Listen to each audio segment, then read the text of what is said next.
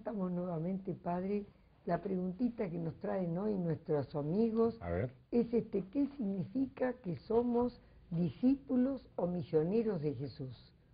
Discípulos realmente y misioneros. Y misioneros, ¿qué dos. significa eso? Sí. Así sintéticamente, la pregunta viene seguramente porque desde hace unos años se ha difundido mucho el tema de la última reunión de los obispos de América Latina y el Caribe en Brasil, que se llama el lugar Aparecida, el gran santuario mariano que hay en Brasil. Entonces, en Aparecida se dijo que los cristianos somos discípulos y misioneros. Entonces, hay que explicar qué significa esto. Sintéticamente, discípulo es el que camina con el maestro, el que sigue al maestro, que en Israel lo hacía físicamente. Por donde iba el maestro, por los pueblos, iban también los discípulos. Le siguen, pero luego imitaban su vida, incorporaban su doctrina y luego eran enviados. Misioneros, misión quiere decir que han sido enviados a realizar una tarea. Entonces, los que han seguido a Cristo, discípulos, son enviados por Cristo a extender el Evangelio a todas las naciones. Eso como sintéticamente, ¿verdad? En el Evangelio podemos ver, abriendo a San Mateo, cómo fue este proceso de ser discípulos de Cristo y enviados por Cristo al ver la vida o leer la vida de los primeros apóstoles. Apóstol o misionero es lo mismo. Miren cómo dice San Mateo en el capítulo 4 lo que ocurrió un día maravilloso en la vida de esos primeros apóstoles, que unas semanas antes ya se habían encontrado con Jesús en el río Jordán y ya se conocían un poquito y habían vuelto a pescar al lago de Galilea y el Señor había ido durante 40 días a hacer esa oración y esa penitencia antes de empezar su propia misión en la tierra, en el desierto de Judea, en el monte de las tentaciones, y volvió, se fue hacia el norte, a Galilea, y mientras caminaba, dice San Mateo en el capítulo 4, junto al mar de Galilea, vio a dos hermanos, Simón llamado Pedro. Jesús ya le había cambiado el nombre. Su nombre, digamos, original era Simón. Y Pedro es una traducción realmente del hebreo o del arameo, kefa, que es piedra o roca, y que en griego, cuando se tradujo la Biblia, cuando se escribió en griego, se le decía Petros a Pedro por roca, por piedra. Y de ahí viene la palabra piedra, deriva del griego, ¿no? Pero el original es roca. Simón se llamaba Roca. Él mismo estaría desconcertado porque Dios le puso ese nombre, ese nuevo nombre. Él iba a ser el fundamento de toda la iglesia. Bueno, pues vio a dos hermanos, a Simón llamado Pedro y a Andrés su hermano, que echaban la red en el mar, pues eran pescadores. Y les dijo, síganme y los haré pescadores de hombres. Este es el seguimiento. En este momento se convierten en discípulos. Ellos al momento dejaron las redes, porque ya lo conocían, y le siguieron. Y pasando adelante, vio a otros dos hermanos, a Santiago, el de Zebedeo, con Juan su hermano, que también lo conocían del mismo encuentro en el río Jordán, que estaban en la barca con su padre Zebedeo, remendando sus redes, y los llamó. O sea, Dios habla, llama, pide que le sigan. Y ellos al instante dejaron la barca y a su padre y le siguieron. Es decir, se convirtieron en discípulos y se van formando los primeros.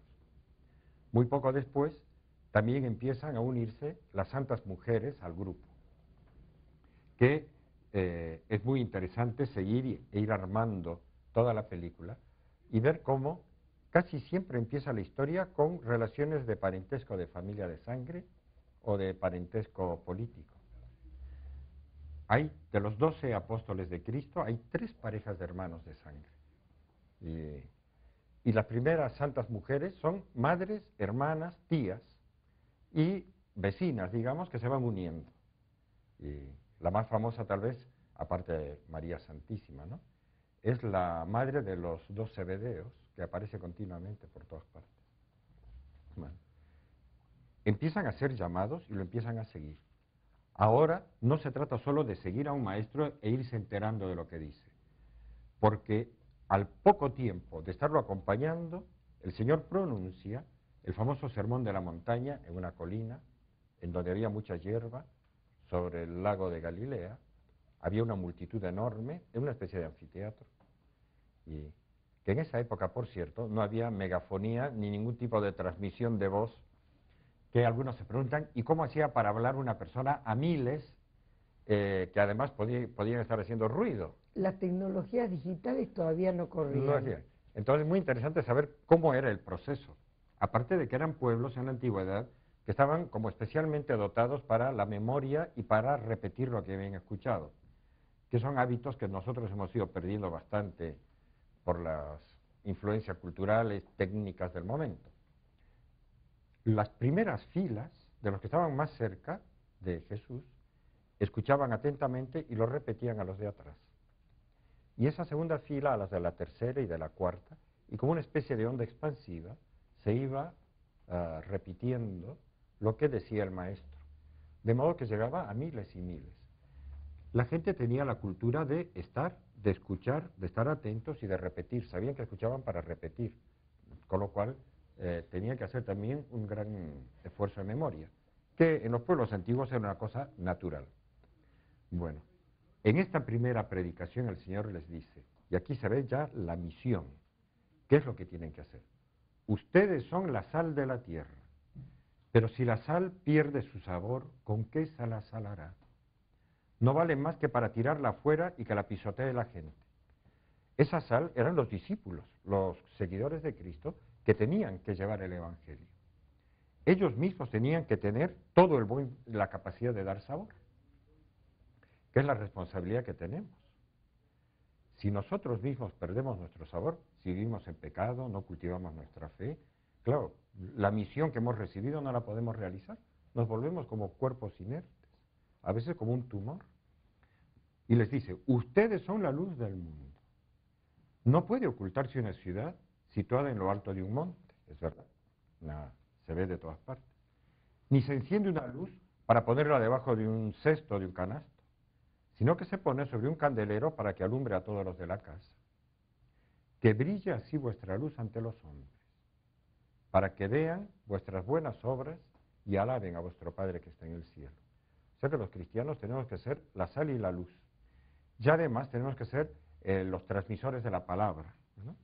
Bueno, pues ser misioneros significa toda esta vocación de ser enviados a predicar, cosa que el Señor lo dijo muy expresamente el último momento de su vida en la tierra, que también hay que pensar en eso, esa mezcla de alegría y tristeza que tuvieron que sentir los apóstoles cuando el Señor ascendía al cielo y se despedía y les decía, vayan y hagan discípulos a todos los pueblos, bautizándolos en el nombre del Padre y del Hijo y del Espíritu Santo. Es un envío, ¿verdad? Hacer discípulos a todos los pueblos. Esa es nuestra tarea. Menuda tarea. Bueno, vamos a hacer una pequeña pausita y volvemos. Muy bien. Bueno, así que les dio la tarea de ir y que no quede nadie sin enterarse. Así es. Pero no es una tarea proporcionada a las fuerzas humanas. ¿Quién la lleva de arriba? Un grupo de pescadores, con sus mamás, hermanas, tías, amigas, vecinas que se han reunido, que fieles a Cristo, eran no esos miles que los seguían por las multitudes durante los 3 años que Jesús predicó. Cuando el Señor pasó por la pasión y la muerte, la mayor parte pegaron la desbandada, y los que quedaron firmes eran un grupo de 120 personas.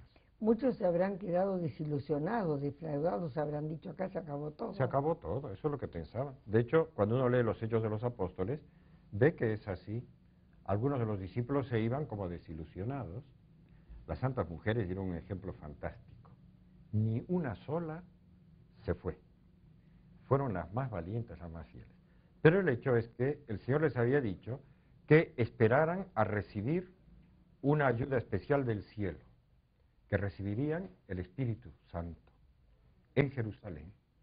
Eran 120 los que esperaban, rezando, todos juntos con María Santísima, que siempre aparece la Virgen como en el centro de la iglesia naciente, teniendo a los demás hombres y mujeres, que ahora llamaríamos los laicos, y también a los obispos y sacerdotes, porque los apóstoles eran eso, sacerdotes y obispos. Ella está en el centro, teniéndolos en oración. Y el día de Pentecostés, que es una fiesta importantísima en Israel, se festejaba ese día la aparición o la donación de la ley de Dios a Moisés en la cumbre del monte Sinaí, los mandamientos de la ley de Dios. Y también era la fiesta en la que se daba gracias a Dios por la cosecha. Se unían dos motivos muy grandes. Y los judíos de todo el mundo, de todas las naciones donde había judíos, iban ese día a Jerusalén. Y justamente ese día, que eran 10 días después de la ascensión del Señor, cuenta los Hechos de los Apóstoles, que de pronto, en la casa en la que estaban reunidos, al cumplirse el día de Pentecostés, de repente sobrevino del cielo un ruido como un viento, que irrumpe impetuosamente y llenó la casa en la que se hallaban. Y aparecieron unas lenguas como de fuego, y quedaron todos llenos del Espíritu Santo, y empezaron a hablar en otras lenguas según el Espíritu les hacía expresarse. Y aquí empieza la misión de hablar, convertir a todos los pueblos de la tierra. Bueno, anunciarles la palabra de Dios. Todo el mundo estaba asombrado porque les oían hablar en diversas lenguas a este grupo de gente ignorante. La misión que habían recibido, superior a sus fuerzas, se convirtió en algo que no es una utopía, en una realidad, porque el Espíritu Santo, el Espíritu de Dios actuaba en ellos.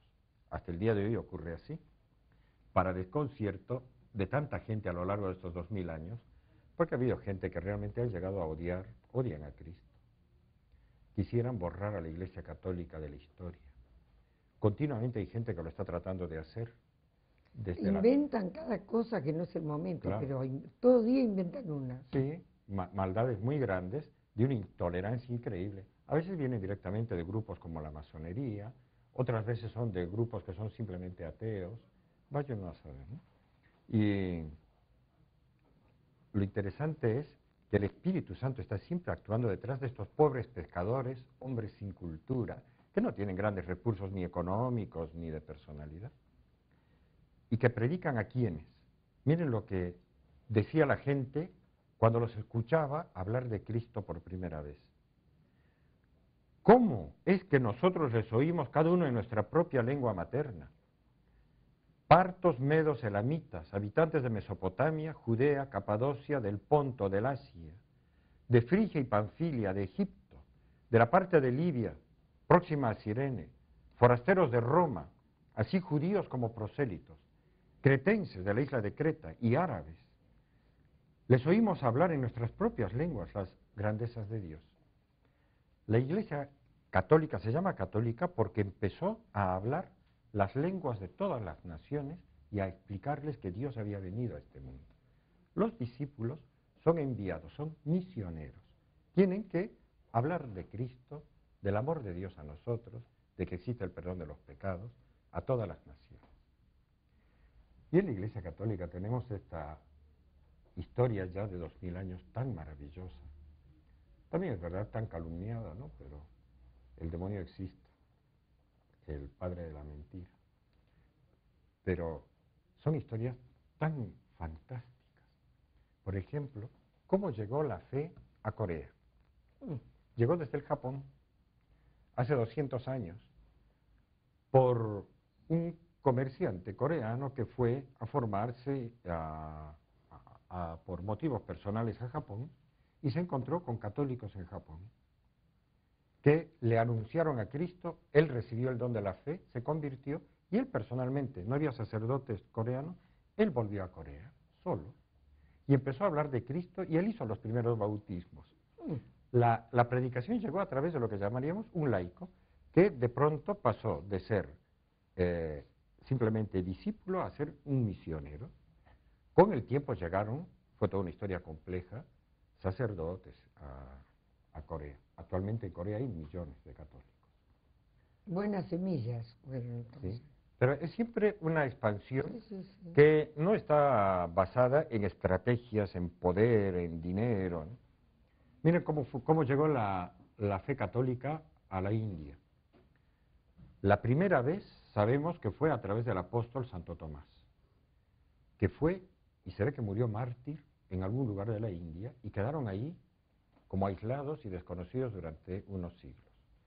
Hasta que allá por el siglo IV de la era cristiana, un hombre, un católico de Siria, que en el siglo IV toda Siria ya se había bautizado, y eran todos cristianos católicos. Y un comerciante que hacía negocios y viajaba mucho, hizo un viaje de estos que llevaban todo un año, se metió por el Mar Rojo, dio la vuelta a la península arábica y llegó hasta la India, siempre por comercio. Y cuando llegó a la India, se encontró con que había algunos que se llamaban cristianos, ante su gran asombro. Y hablando con ellos se enteró de que ellos venían de 4 siglos antes de la época del apóstol Santo Tomás.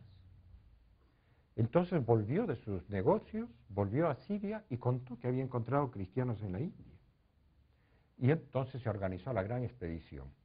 Un obispo, sacerdotes, varios matrimonios, que todos se ofrecieron para ir y ayudar a desarrollarse a la primera comunidad cristiana de la India. Y llegaron, y hasta el día de hoy existe, un rito dentro de la Iglesia Católica que tiene un nombre muy extraño, se llama Siro-Malabar. Siro por Siria, y Malabar porque así se llama esa parte de la costa de la India. Y uno dice, ¿qué tiene que ver Siria con una costa de la India que está tan lejos? Es la historia de cómo llegó y se desarrolló y se implantó el catolicismo en la India. Por un comerciante sirio, los caminos de la provincia, lleno de la luz de Dios, ¿no? Acá en América pasó lo mismo. La llegada de la fe a América fue vino mezclado con soldados, conquistadores, sacerdotes, santos, laicos, toda una mezcla. Y cuando no se cuenta una historia con honradez científica, a veces se acentúa solamente los aspectos, digamos, de la parte que llegó con tropas armadas y soldados y conquistadores. Pero llegó mucha gente muy santa, maravillosa. Miren, les quería por lo menos leer unas líneas de lo que dijo el Papa Benedicto XVI en Brasil, en el año 2007, en Aparecida, delante de todos los obispos, ¿no? Dice, la fe en Dios ha animado la vida y la cultura de estos pueblos de América durante más de 5 siglos. Del encuentro de esta fe con las etnias originarias ha nacido la rica cultura cristiana de este continente, que se expresa en el arte, la música, la literatura, las tradiciones religiosas, la idiosincrasia de sus gentes, unidas por una misma historia y un mismo credo. ¿Verdad que aquí en América es fantástico? Uno se encuentra con un mexicano, con un guatemalteco, un nicaragüense, un venezolano, un colombiano, un ecuatoriano, un boliviano. El denominador común. El denominador común es fantástico. Es una cosa que el que no lo vive no lo puede creer, ¿no? Y el Papa anterior que había dicho que era la esperanza del mundo era porque estaba encantado con todo eso. Así es.